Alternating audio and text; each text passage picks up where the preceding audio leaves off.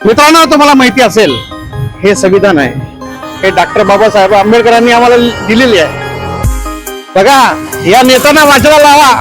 हे जे राजकारणी जे लोक आहे हिंदू मुस्लिम करतात, त्यांना दाखवा हे काय लिहिलेलं आहे. आमच्या बाबासाहेबांनी लिहून दिलेले आहे.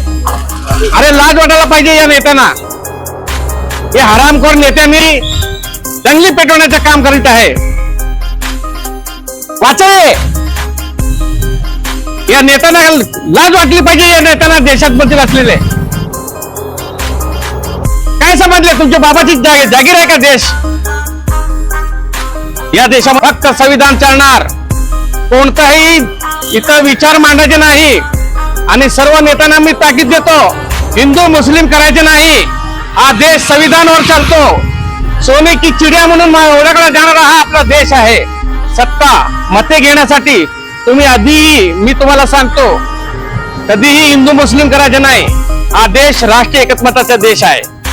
डॉक्टर बाबासाहेब आंबेडकरांचा देश आहे, तुमच्या बापाचा देश नाही. तुम्ही आज सत्तेवर बसले, खुर्चीवर बसले, लक्षात ठेवा. संविधान मिटवण्याचा प्रयत्न कराल तर मांग पडेल, हे लक्षात ठेवा. आणि नागरिकांना मी आवाहन करतो, या नेत्यांच्या मागे लागू नका, यांच्या मागे घोषणा देऊ नका. हे तुम्हाला काही करणार नाही. हे तुमची बेरोजगारी हटणार का? तुमच्या भागात विकास होणार का? नाही. हे लोक, हे राजकीय नेते लोक आहे, दंगली पेटवण्याचं काम करतात. मी एकच सांगतो, हिंदू मुस्लिम करायचे नाही. आपल्या देशात सगळे समाजाचे, जातीचे लोक एकत्रपणे राहायचे, जे पूर्वजापासून राहत आहे. कोण म्हणतो हिंदू खतरे में आहे, कोण म्हणतो मुसलमान खतरे में? काय चाललंय देशात? आज बेरोजगारी वाढलेली आहे, गरिबी वाढलेली आहे, विकास कामे नाही.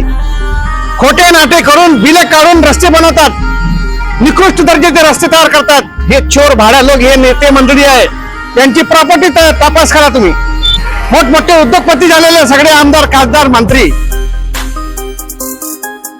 कशाच्या नावाने? हे आमच्या बाबासाहेबांच्या नावाने तुम्ही आज पदावर आहे. आपल्या देशात राष्ट्रीय एकत्मता डॉक्टर बाबासाहेब आंबेडकरांचं संविधान चाललं पाहिजे. याला मिटवण्याचा प्रयत्न कोणी करत असेल तर आम्ही गप्प बसणार नाही. हे लक्षात ठेवा. बाबासाहेब आंबेडकरांचा संदेश संपूर्ण जगाला दिलेला आहे.